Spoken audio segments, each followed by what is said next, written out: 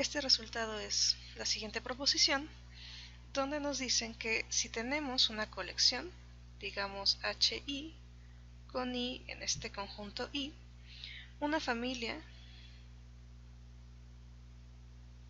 de subgrupos normales de G,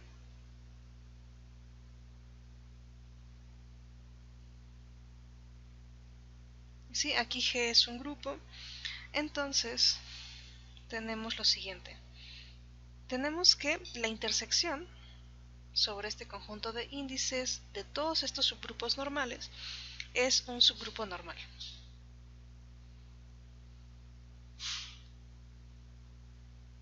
¿Sí? Esto de G. ¿Ok? Y bueno, la prueba es inmediata usando la definición de subgrupo normal. Por ejemplo, vamos a denotar por H a esta intersección, a la intersección de todos los subgrupos HI haciendo correr I sobre I. ¿Sí? Sabemos que intersección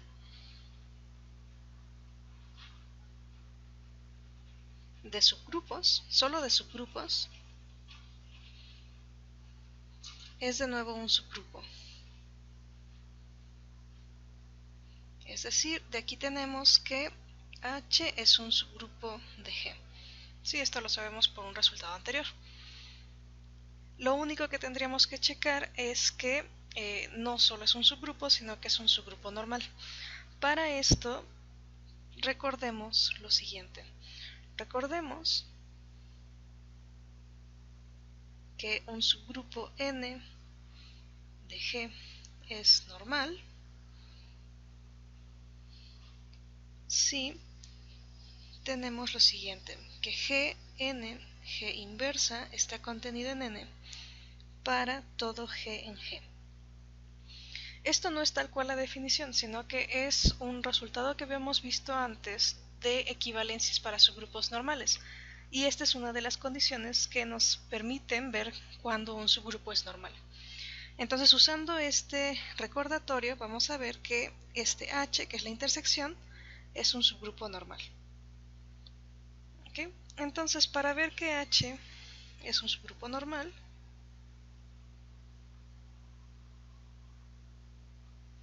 vamos a considerar un H en H y vamos a considerar un G en G. ¿Sí?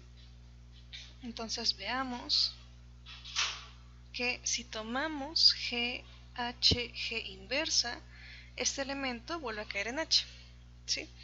Ahora, dado que H está en H y H era la intersección, esto era por definición de todos estos subgrupos HIs, tenemos que, dado que esto pasa y además cada uno de ellos es un subgrupo normal,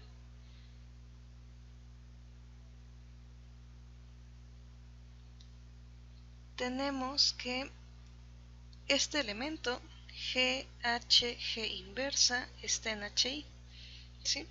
Y esto pasa para todo INI.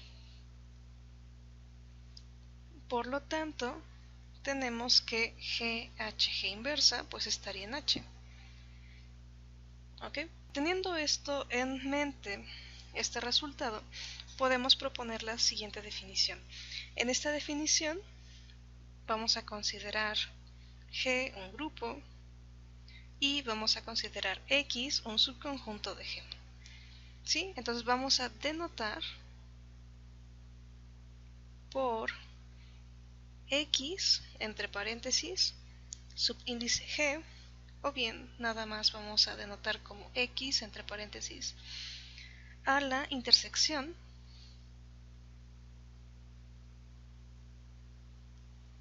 de todos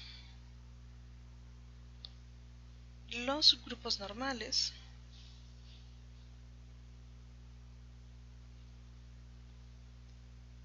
de G que contienen a X. ¿Ok? Y bueno, a este subgrupo se le conoce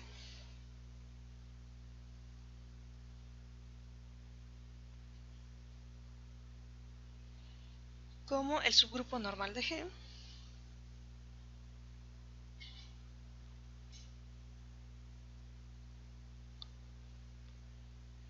generado por X.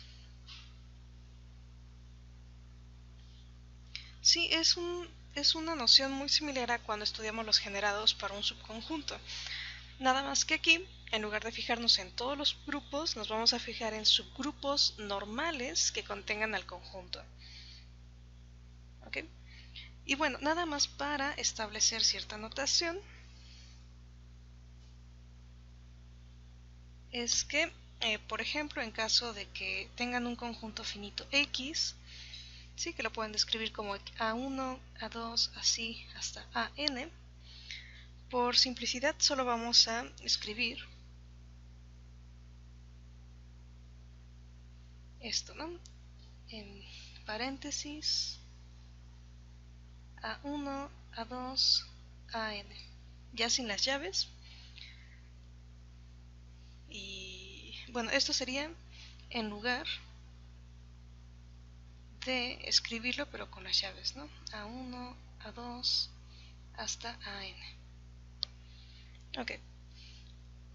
Bueno, de acuerdo a esta definición también tenemos algunas observaciones más que hacer.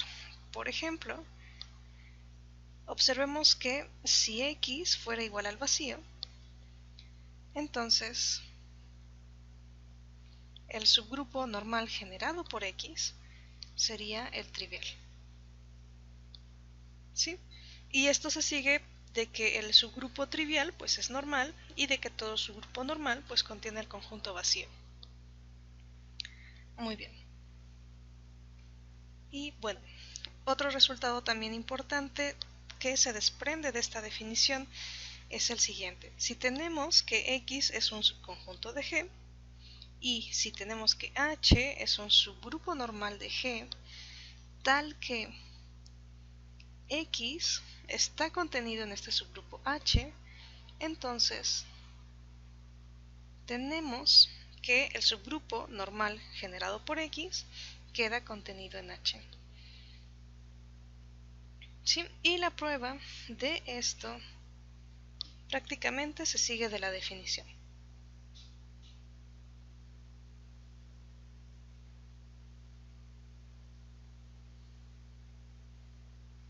¿Ok?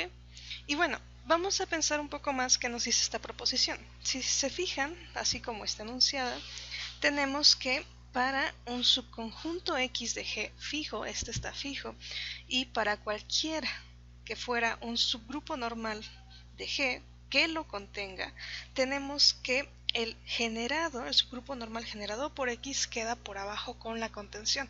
Otra forma de decirlo es que el subgrupo normal generado por un conjunto X es el menor subgrupo normal que contiene el conjunto X. Sí, es algo muy similar a lo que habíamos visto para subgrupos generados, ¿no?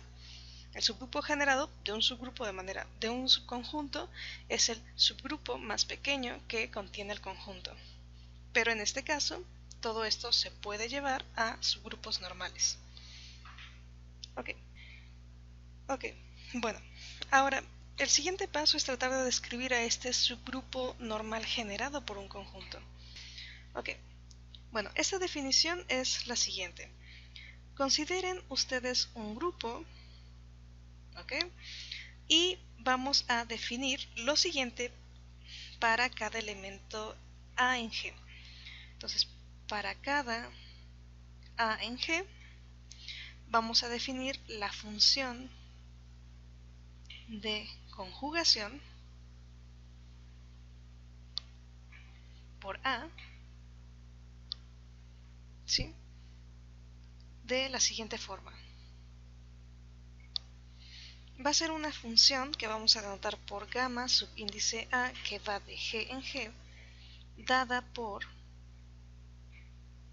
a un elemento, digamos X, que está en G, lo enviamos a otro elemento en G que se vea de esta forma, AX A inversa.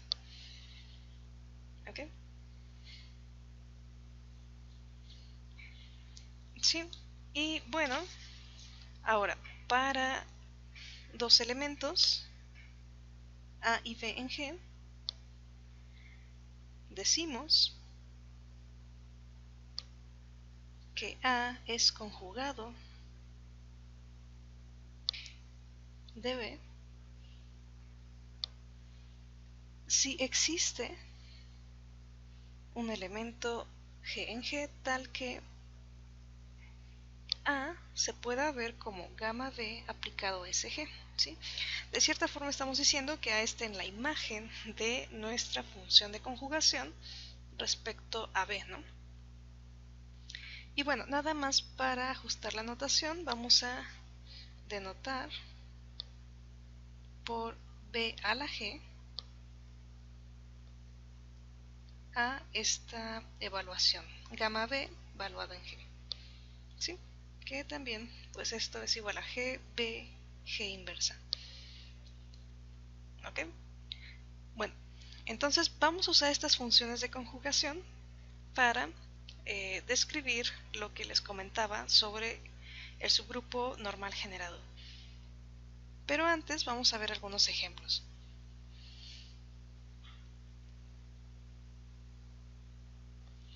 Por ejemplo, si ustedes tienen G un grupo y toman X un elemento en G, entonces tenemos que X es conjugado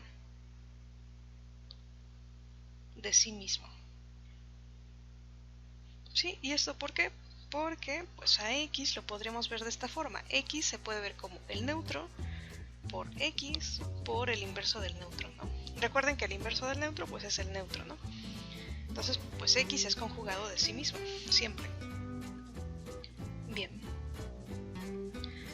2. Si G es un grupo abeliano,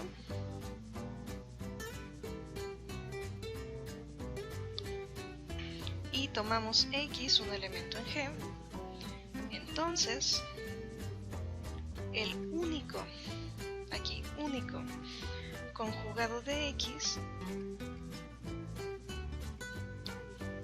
es X mismo. ¿Sí? Y bueno, esto prácticamente se sigue tal cual de la definición de conjugado y de que estamos sobre un grupo abeliano, ¿no? Por ejemplo, si Y fuera un conjugado de X, debería existir aquí un elemento G, de manera que G, X, G inversa, pues nos da Y. Pero, como tenemos que G es abeliano, entonces podríamos conmutar esta operación, o sea, podríamos acomodarlo de esta forma, que Y sea G, G inversa X, ¿no? O sea, cambiando estos dos factores, cambiándolos en el orden en cómo aparecen. Pero esto sería igual al neutro por X y esto es X. Entonces, de ser G un conjugado, de ser Y un conjugado de X, tendríamos que Y tendría que ser igual a X. ¿Ok? Y bueno, otro ejemplo es considerar ahora a este grupo S3 con la composición con identidad. Este grupo sabemos que es el grupo simétrico de orden 3 y vamos a tomar también psi que sea el ciclo 1, 2, 3. ¿Ok? Este en S3. Bien, entonces sabemos que los conjugados de psi son psi y psi cuadrada. ¿Sí? Aquí psi cuadrada es el ciclo 1, 3, 2.